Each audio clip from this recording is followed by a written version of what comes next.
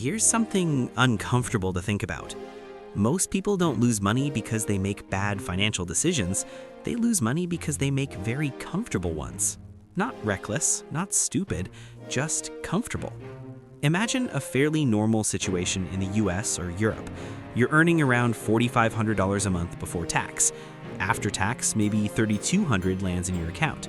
Nothing extravagant, nothing terrible, just decent. Your rent or mortgage takes $1,300. Your car payment and insurance take another $500. Utilities, phone, internet, $250. Groceries, coffee, the occasional meal out, $600. Student loans or credit card minimum, $300. By the middle of the month, your money already has a job. Not investing, not building freedom, just maintaining comfort. And here's the key part. Nothing feels wrong. You live in a decent place, you drive a reliable car, you're not stressed every day about money. So your brain concludes, this must be working. But this is where the quiet financial mistake happens. Comfort feels like stability, but financially, they're not the same thing. Let's look at one small, ordinary choice, a car payment of $450 a month. That doesn't sound reckless. Most people around you are paying more. Over 5 years, that's $27,000. Add interest, insurance upgrades, maintenance, you're closer to $35,000. Now imagine instead that you bought a simpler car and invested just $300 a month for those same 5 years. At a modest 7% return, that's around $21,000. Not life-changing, but here's the difference.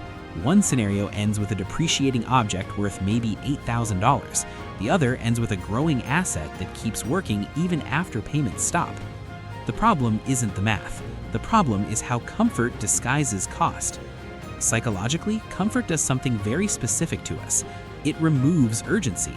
When life is uncomfortable, the brain searches for solutions. When life is comfortable, the brain searches for justification. This payment fits my budget. I deserve this after working hard. I'll focus on investing later. None of these are irrational. They're human. Our brains evolved to prioritize immediate relief, not long-term optimization. Comfort signals safety. Safety tells the brain to stop thinking deeply. That's why systems are designed around monthly payments, subscriptions, and minimum dues. Not because they're evil, but because they align perfectly with human psychology. $9.99 a month feels harmless. $199 a month feels manageable. $1,500 a year feels abstract. But wealth is built in totals, not monthly feelings. If this pattern continues for 20 or 30 years, the long-term impact is quiet but brutal. You earn well, you upgrade slowly, your lifestyle improves just enough to absorb every raise. At 50, you're not poor, but you're trapped, still working, still dependent on income, still one job loss away from stress. Not because you failed, but because comfort always came first.